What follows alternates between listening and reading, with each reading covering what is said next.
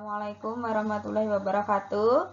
Selamat bertemu kembali dengan mata sosiologi. Kali ini kita akan membahas tentang pengelompokan sosial di masyarakat dari sudut pandang pendekatan sosiologis. Materi kita pada pertemuan kali ini adalah partikularisme, eksklusivisme, dan universalisme dalam dinamika kelompok sosial. Nah, sebelum masuk pada materi partikularisme, eksklusivisme, dan universalisme, tentu kita mesti harus mengetahui tentang sistem sosial. Nah, apakah sistem sosial itu? Sistem sosial merupakan suatu sistem tindakan yang terbentuk dari interaksi sosial yang terjadi antar individu yang tumbuh dan berkembang di atas standar nilai atau standar penilaian umum yang disepakati bersama oleh para anggota masyarakat. Nah, di dalam sistem sosial, individu dapat dihubungkan serta dianalisis melalui konsep tentang status dan peran. Nah, apakah status itu? Status merupakan kedudukan yang dimiliki oleh seseorang di dalam sistem sosial yang nanti akan menuntut perilaku sesuai dengan status yang melekat pada dirinya. Jadi, peran merupakan perilaku yang diharapkan atau perilaku yang sifatnya normatif yang melekat pada suatu status.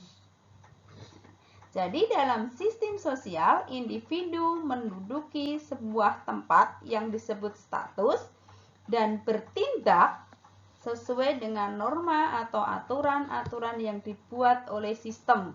Itu disebut sebagai peran.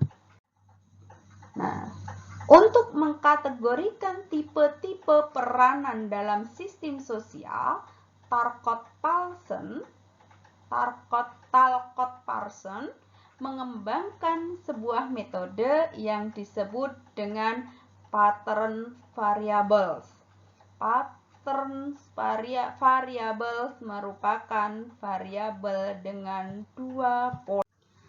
Pattern variabel dua pola. Orientasi tindakan seseorang meliputi 5 jenis. Yang pertama, affectivity, melawan atau berlawanan dengan affective neutrality. Yang kedua, diffuseness, berlawanan dengan specificity. Yang ketiga, universalism, berlawanan dengan particularism. Yang keempat, achievement, berlawanan dengan ascription. Dan yang kelima, self-orientation, berlawanan dengan collectivity orientation. Nah, dalam hal ini, individu selalu dihadapkan pada dua pola yang saling bertentangan satu sama lain. Nah, kita bahas satu, universalisme berlawanan dengan partikularisme. Universalisme merupakan tindakan sesuai dengan standar yang berlaku umum. Artinya, berlaku sama bagi semua orang dalam masyarakat. Universalisme merupakan sistem yang mengutamakan kepentingan umum di atas kepentingan pribadi.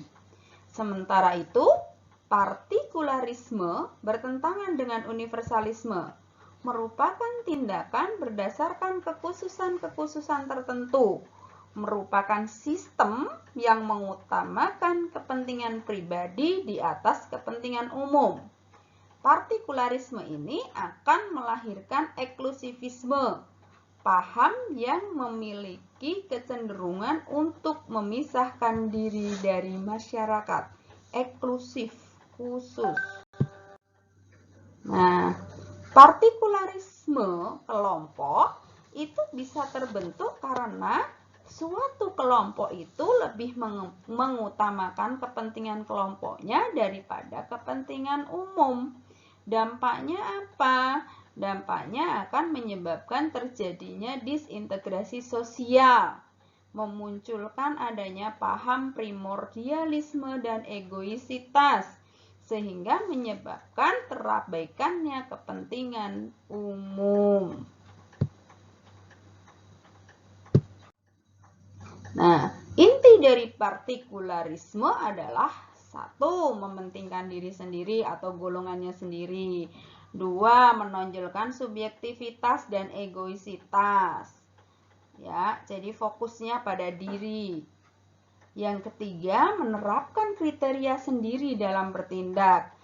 Yang keempat, bertentangan dengan nilai dan norma sosial yang berlaku umum dalam masyarakat. Nah, bentuk nyata dari partikularisme itu apa? Bentuk nyatanya antara lain nepotisme, paham yang mengutamakan kepentingan kerabat atau keluarga sendiri. Separatisme, paham yang bertujuan memisahkan diri dari daerah tempat tinggalnya atau memisahkan diri dari pemerintahan yang sah. Rasisme, paham yang menganggap rendah perbedaan fisik dari kelompok tertentu. Terus primordialisme, mengutamakan kepentingan sendiri, kepentingan kelompok yang dibawa atau terikat hal-hal yang dibawa sejak lahir seperti suku, agama, ras, asal daerah. Nah, terus etnosentrisme, memandang budayanya sendiri atau miliknya sendiri lebih baik daripada budaya yang dimiliki orang lain. Dan juga Calvinisme, mengagungkan bangsa atau negaranya sendiri dan memandang rendah bangsa atau negara lain. Nah, berlawanan dengan partikularisme, universalisme bisa diartikan sebagai paham yang lebih mengutamakan kepentingan umum dibandingkan kepentingan individu atau golongan. Dalam hal ini, individu bertindak sesuai dengan nilai dan norma yang berlaku di dalam masyarakat. Individu berada dalam posisi yang sama, mengikuti aturan-aturan yang berlaku di dalam masyarakat. Nah, kesimpulannya, partikularisme berlawanan dengan universalisme. Partikularisme mementingkan kepentingan pribadi, universalisme mementingkan kepentingan umum. Partikularisme bertindak dengan kriteria sendiri, universalisme bertindak sesuai dengan standar yang berlaku umum. Partikularisme tidak sesuai dengan nilai dan norma yang berlaku dalam masyarakat, sementara universalisme tindakannya mematuhi nilai dan norma yang berlaku umum dalam masyarakat. Dan partikularisme tidak memiliki landasan baku dan tetap karena hanya berlaku secara parsial individu atau parsial golongan tertentu. Sementara universalisme itu memiliki landasan baku dan tetap berlaku dimanapun berada. Nah, itu anak-anak kesimpulan dari partikularisme dan universalisme. Selebihnya silahkan kalian pelajari dengan detail. Sekian, terima kasih. Assalamualaikum warahmatullahi wabarakatuh. Salam sosiologi.